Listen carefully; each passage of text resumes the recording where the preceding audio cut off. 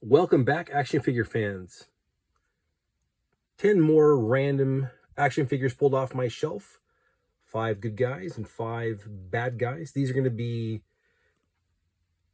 McFarline DC Multiverse is, I guess, their correct terminology. And man, there's some awesome ones here. Todd McFarline makes some good figures. Granted, they need more variety instead of 90% being variations of Batman and Superman, but he does some good work. Okay, I just got this one last night, and I saw the colors, and I'm like, that is classic Superman. That's what it is, classic Superman. And so I picked him up at GameStop with my $5 coupon, got him for like 15 bucks. And I really, really, really, really like the colors on him. I've always liked this lighter blue than the darker blue on Superman. I think he does need the S on the back of his cape. That should be there. But this is a great figure with everything except the smile. I just got to say, the smile seems just a little bit off to me. It almost looks like an overbite or something there. I mean, it's not horrible, but maybe you can see what I'm talking about. You need to see some of his bottom teeth in that smile as well. So what I might end up doing with this figure is swapping out the head with another Superman head that I have. But the body is really, really good. He's not overly bulky. This is a skinnier Superman than you usually see. But like I said, you just can't really beat those colors. The classic colors are the best, I believe. So I am happy with this figure. I'm glad I got him.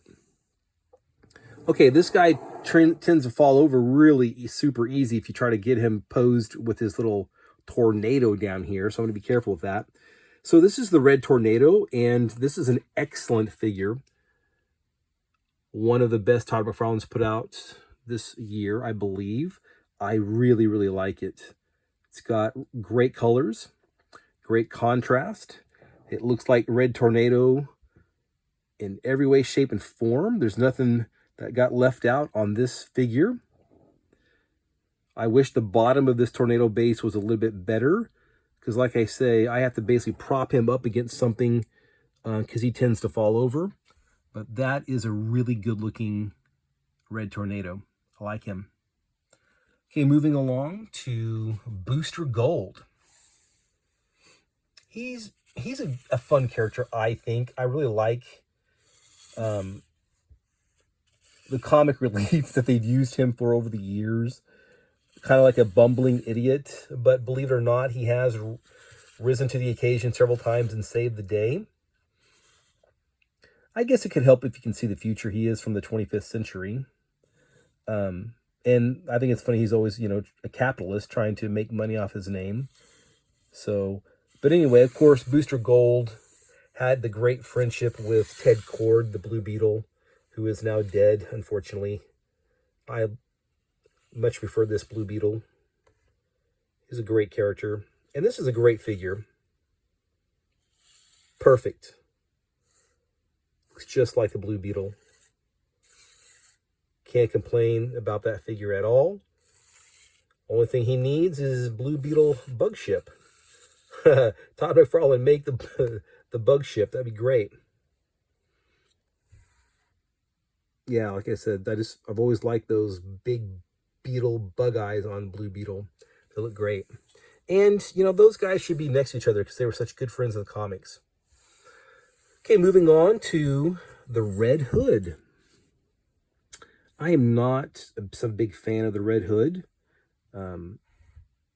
Anytime they bring people back from the dead, it just kind of cheapens death in the comic books, which pretty much no one ever stays dead, really. The saying for decades was, no one stays dead except Bucky, but hey, that changed.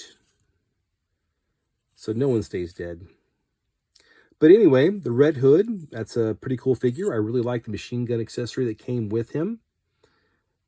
The hood kind of covers a little bit more of his face than it should. You can't really push it back. But hey, that's a decent Red Hood figure. And he fits right in with your other ones. Okay, now the bad guys. Now this is a really good figure. Okay, this one's darn near perfect, I think. Sometimes I say the figures are scary, right? This one looks scary. That is a scary looking figure, which the Scarecrow should be a scary looking figure. And there he is, man. He looks great. I don't think he's going to stand up if I let go. So there he is. He's got all the bells and whistles that you need on him. He's got his little spikes there to deliver the toxin. And like I said, that face though, man. Woo! Scary. Look at those eyes. That's a great figure, man. That's one of the best McFarlane figures in a long time, in my humble opinion. All right, moving along to Deathstorm. So it's basically Firestorm, a dead Firestorm from a different reality came into ours somehow. And he was a part of the crime syndicate, I believe, from Earth 3. But then he was turned into a Black Lantern in Darkest Night because he is dead. And, you know, he's a great figure. Like I said, I'm a sucker for zombies and skeletons and vampires and werewolves and all that kind of stuff, the variants, really. And he looks great. I like having evil versions of good guys and, you know, evil version of Firestorm. There he is. Definitely a cool figure to have on your shelf. Definitely pick him up. And going along with the Darkest Night, here is a supposedly dead Batman, which at the time I thought he was just lost in time, didn't really die, but yet here he was resurrected by the Black Lanterns, a zombie Batman. But whatever, whether he really was dead or not, this is the dead Batman figure they made, and he looks good. Not anywhere near as scary looking as that Scarecrow, but he's not a bad looking dead Batman figure from Darkest Nights. The cape is really good. I really like the cape on this. McFarlane does good capes, doesn't he? He always drew good capes, and he's making good capes. That's a nice figure. Okay, moving on to a Build-A-Figure. Atrocitus.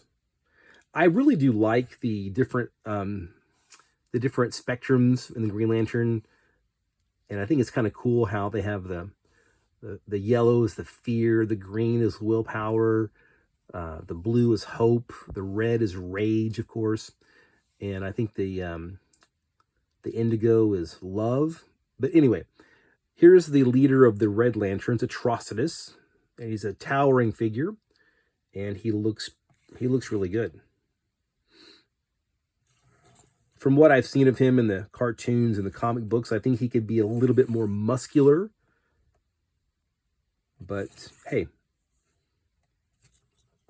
he looks good to me. It's kind of fun to put together the different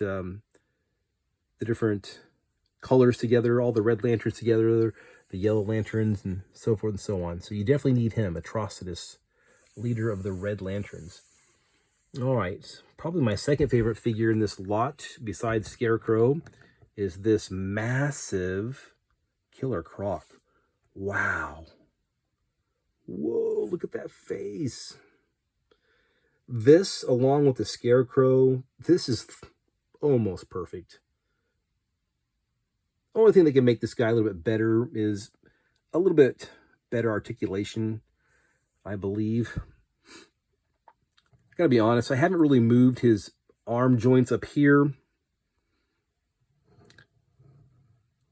I have this flashback to the Arkham Asylum DC Direct Killer Croc.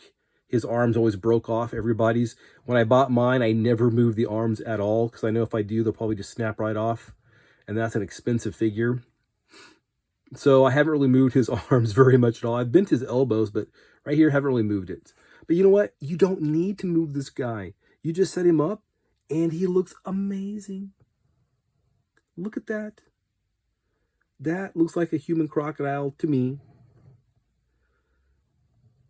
I wish it would make a movie, or if I can make my Batman movie, it would be Batman in the sewers hunting a cannibal, and it's going to be Killer Croc, but he doesn't know it, but there's two cannibals down there. It's going to be Man-Bat and Killer Croc. And after Batman defeats Killer Croc, beaten, exhausted, bloody, then out of the dark comes a Man-Bat. He has to fight him as well. Two cannibals at once. Anyway, I want to see that movie. All right, guys. I hope you like my video today. If you like my videos, please watch all the other ones. I'm making them for you. Hope you enjoy them. All right, take care.